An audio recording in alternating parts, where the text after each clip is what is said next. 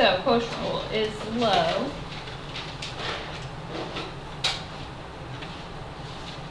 d high. So for the derivative of the top, we have to do the chain rule. Chain rule says you do the derivative of the outside. So 3 comes down, inside stays the same, subtract 1 from the power, times the derivative of the inside, which is 2x. So that's my low d high, minus high d low. So derivative of the bottom, so my 2 comes down, inside stays the same, subtract 1 from the power, times derivative of the inside, which is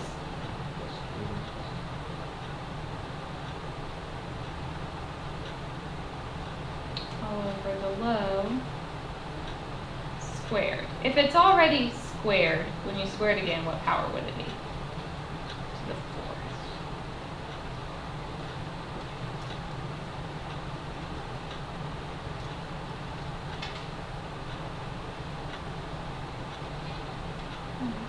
So then what happens?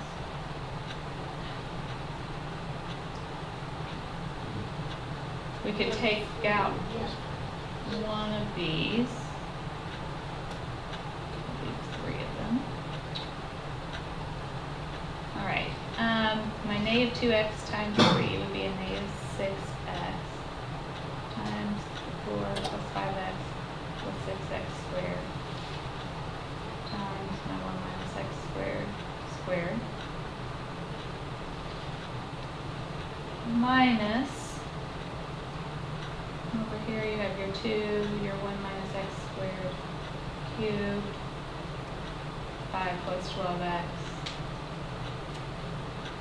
over 4 plus 5x plus 6x squared to the 3rd.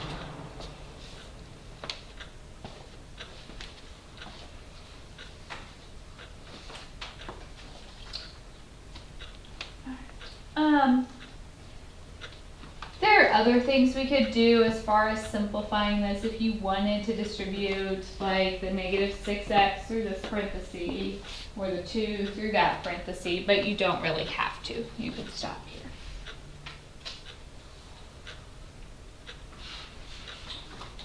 Alright, so we're still just practicing this chain rule. Any questions on this example? They do get kind of ugly, so it's important to make sure you're writing so that you can read your own handwriting. Number 12. So if I have the derivative of this, we know the derivative of e to a power is still e to the power. So the derivative of the outside is still e to the sine x. But since my power isn't just x, you have to do times, what's the derivative of your exponent? Cosine x.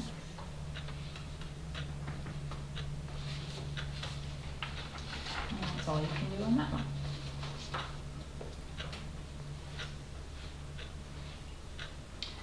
Now, we like working with e's in calculus because the derivative of e to a power is still e to that power. We can work with other exponentials. The derivative is not quite as nice. So in general, if you have the derivative of a to a power, it's still that a to the power, but it's multiplied by the natural log of a. So that works with e to the x. E to the x times the natural log of e. What's the natural log of e? 1, which is why we don't have to include that. But if it's any other base, we'll have to use this rule for our derivatives.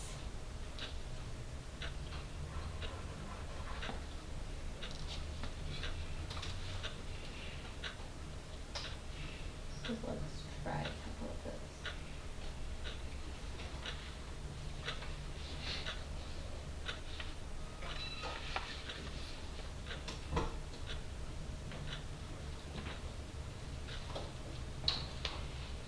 I give you 3 to the 4x plus Okay, so there's two things going on here. There's 3 to a power, and then that power isn't just a plain x, so we'll have to do the chain rule.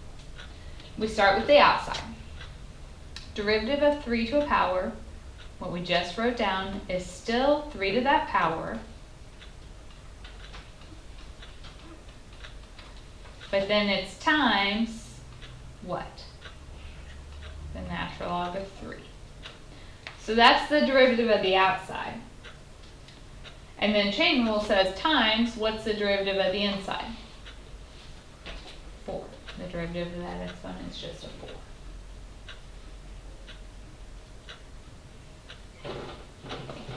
You could write these in a different order, but you can't actually multiply anything. So there's really no simplifying to do there. So you guys do B. So this we would have 8 to the 7 minus 6x still, times the natural log of 8, times derivative of the exponent, which is negative 6. Again, there's really not a lot of simplifying you can do there outside of just reordering your terms. So let's do this one. I want the derivative of sine of cosine of tangent x. So when we do our derivatives, we have to start on the outside and we work our way in. So derivative of the outside, what is the derivative of sine? Cosine. Inside stays the same.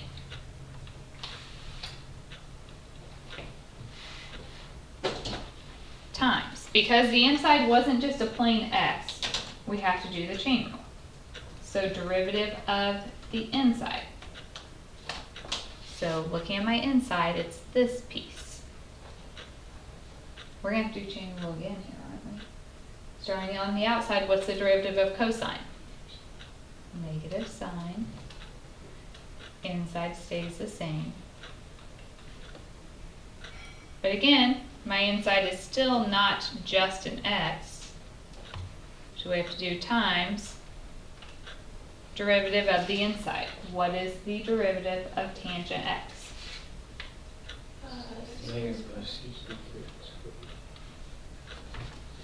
And if you try to do the chain rule again, the inside here is just x. What's the derivative of x? 1. So that's when you know you can stop. When you just get to that x, the derivative is 1. As far as simplifying this, there's really not a whole lot you can do. You could pull the negative out in front if you wanted, but probably I'm not going to rewrite all this. Okay, so sometimes we may have to do the chain rule more than once in our problem. Let's do, we're going to do a couple more.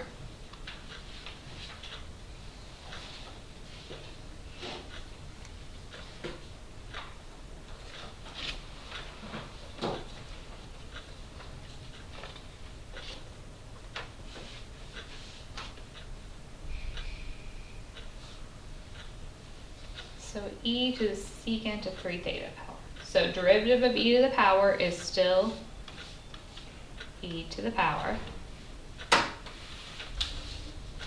But my power wasn't just x, so we have to do times derivative of the exponent. What is the derivative of secant? Mm-hmm.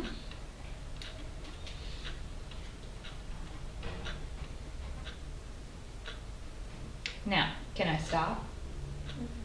No, because my angle is still not just x or theta in this case. So times derivative of the inside. What's the derivative of 3 theta? 3.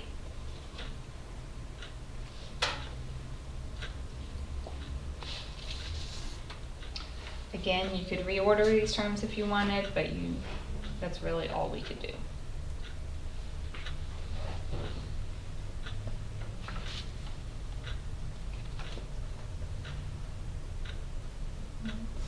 Do this.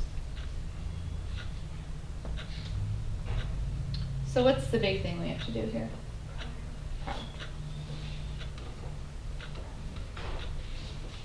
Product rule says derivative of the first, so the derivative of that would be times the second plus the first times derivative of the second. To do the derivative of this, we have to do chain rule. So the 5 comes down, inside stays the same, subtract 1 from the power, times derivative of the inside is just 1.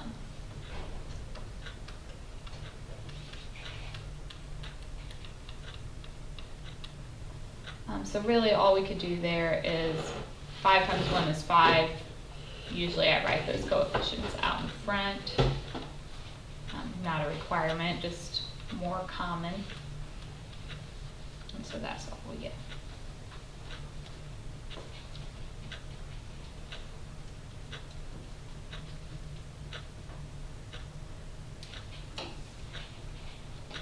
I'm going to do one more example and then I'm stopping for today.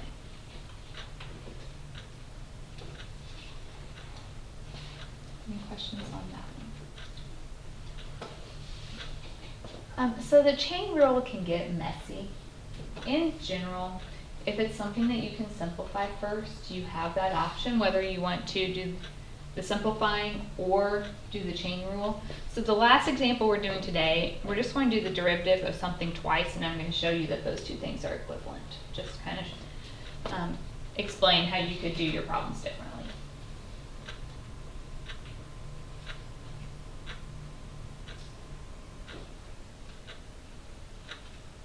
Everybody stare at them, that'll make them write faster. I was, No, I was kidding. They just were turned around staring at you, so. Okay, so let's do this derivative twice. I already showed you what you would get if you multiplied this out 3 times. So the first way, if I want to do the derivative of the 1 minus x cubed, chain rule says what would happen?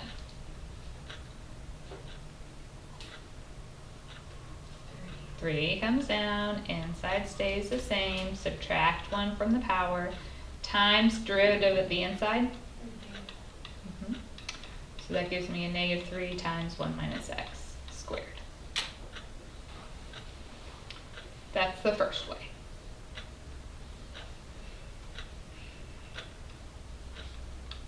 Second one, if I did the derivative of the simplified version, what would we get? -3.